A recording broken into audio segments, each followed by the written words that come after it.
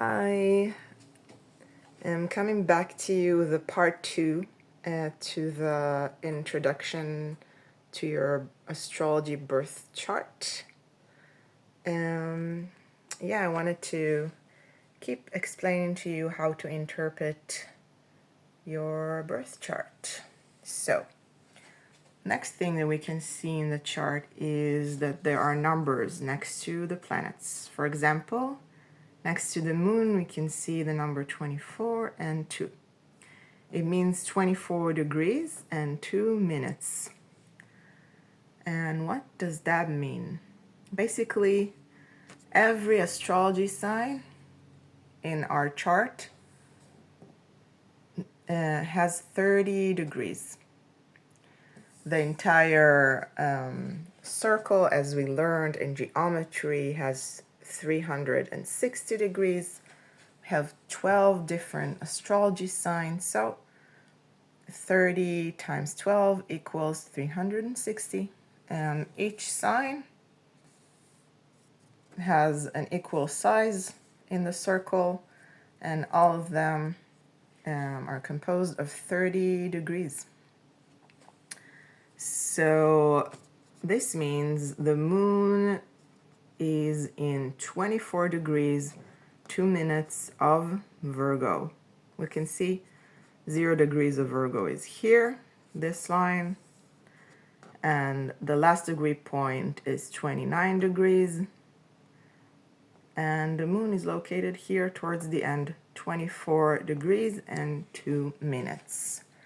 And we can see that for every different planet has a degree point.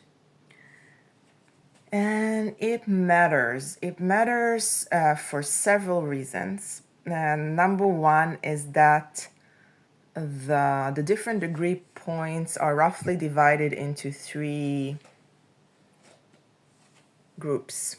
The first is 0 to 10 degrees, which is initiation,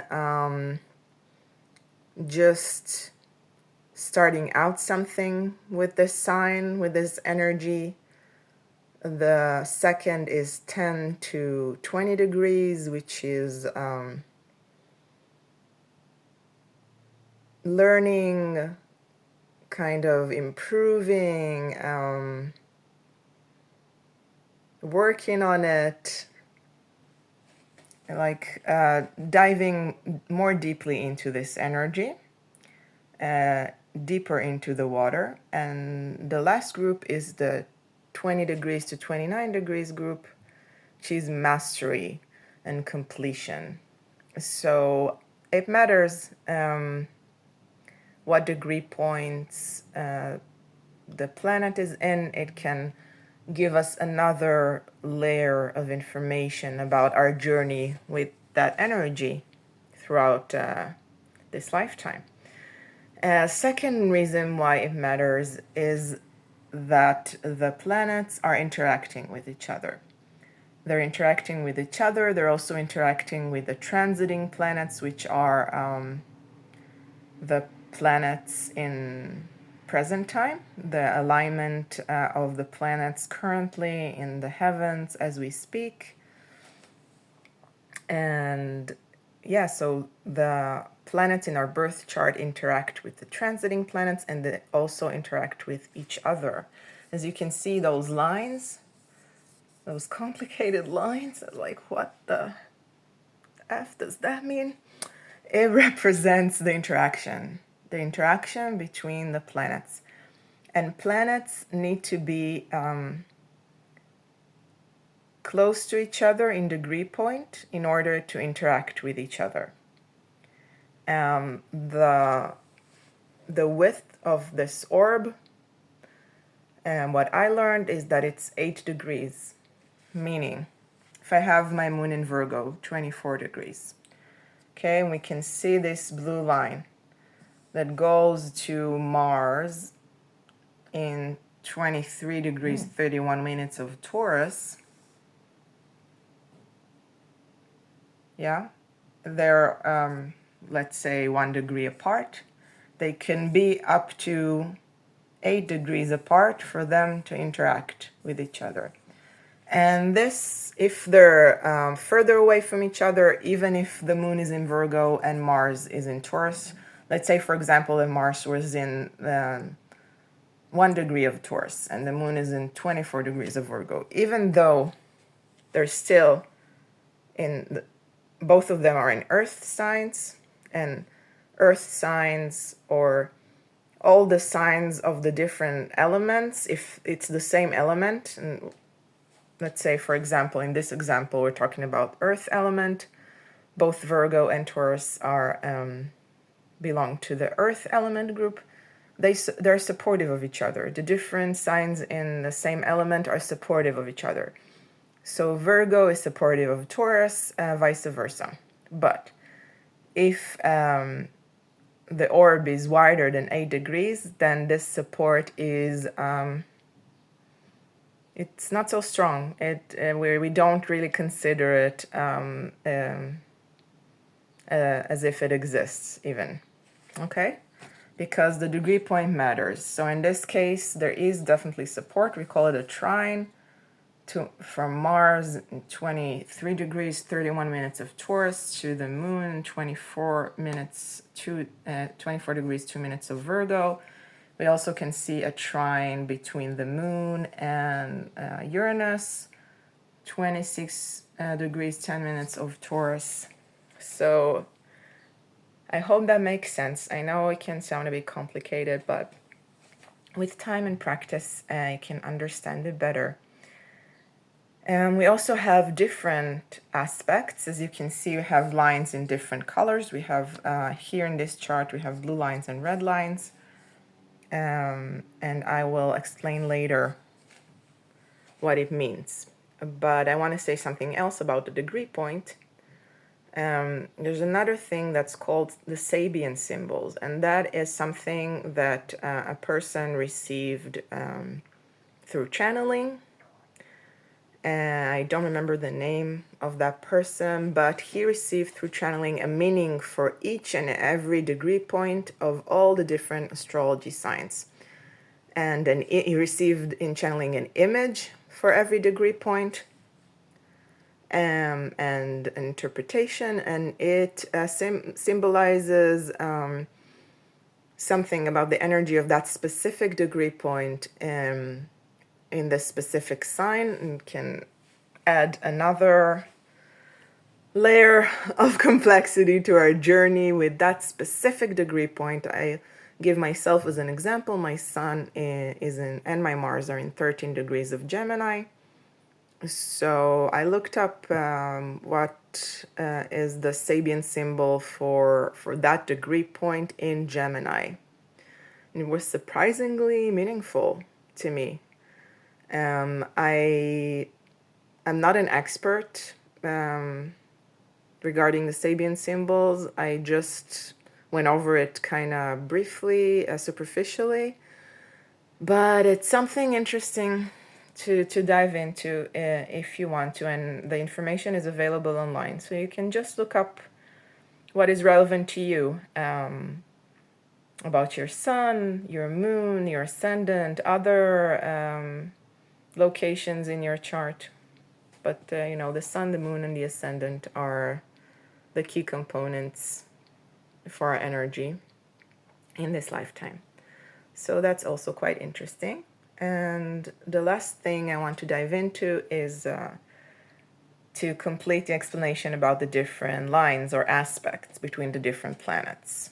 So we talked about the aspect that's called a trine, which is support between astrology signs from the same element that are close to each other in degree point. We also have an aspect called an opposition, which is when astrology, when different planets or points are directly opposing each other.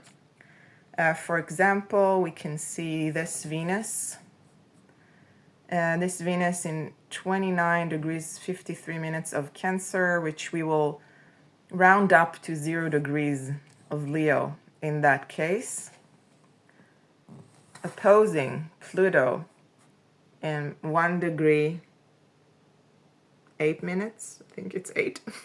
I need, or 9. I think I need glasses soon. Opposing this Pluto in Aquarius. Okay. So every sign has an opposing sign. Sorry, it's out of focus again. Let's go back into focus. Okay. Every sign has an opposing sign, and it's a very interesting axis to learn more about. In this case, the Leo Aquarius axis. The opposing signs are like yin and yang. They're energies that complete each other, but they balance each other out. Sometimes when there's too much of a certain energy, we look to the opposite sign to find how we can balance it out.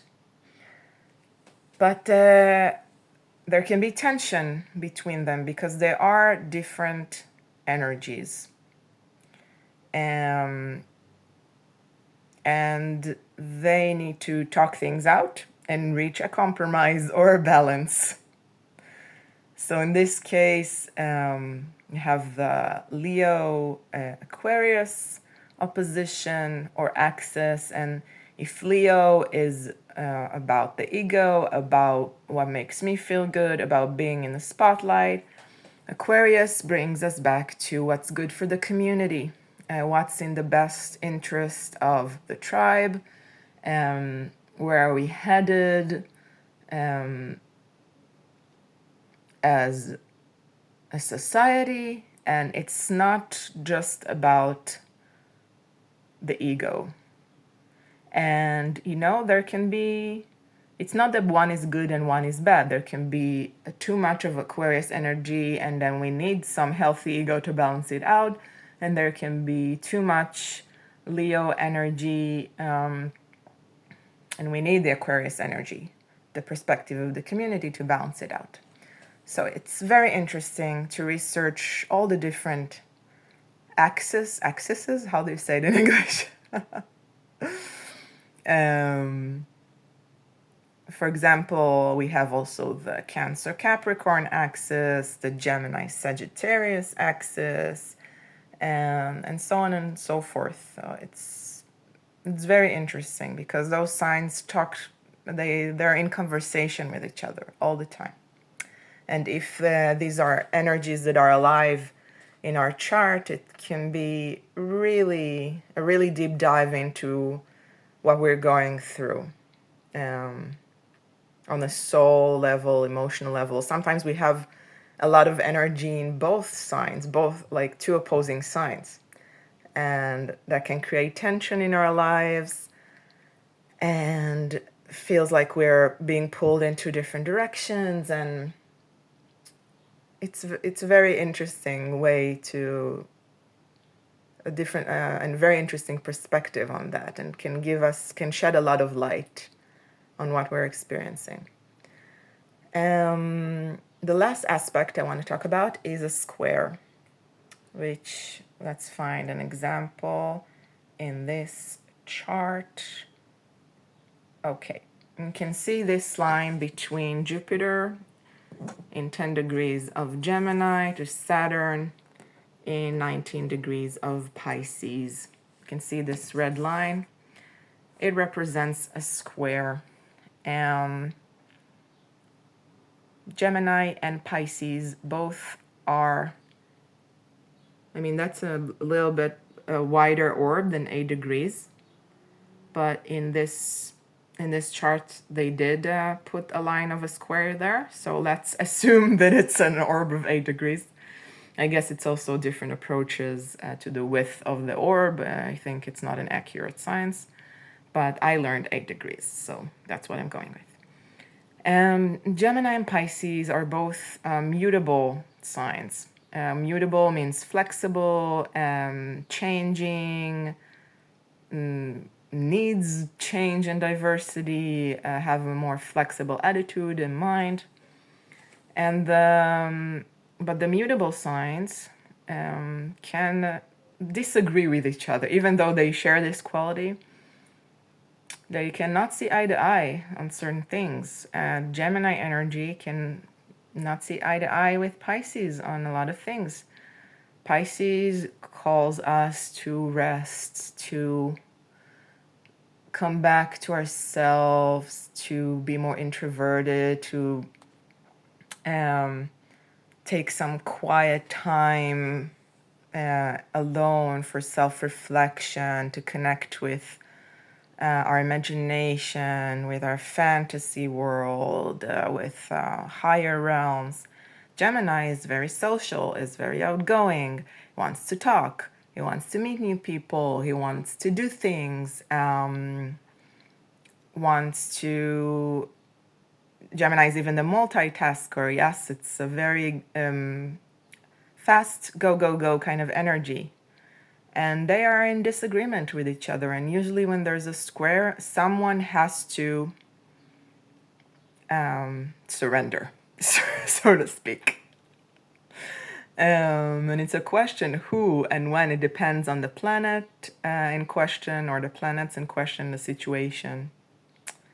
So that's all I wanted to talk to you about today. I hope you got something out of this video. I'd be happy to hear in the comments if you have any questions, requests for future videos, and talk to you soon. Have a great day.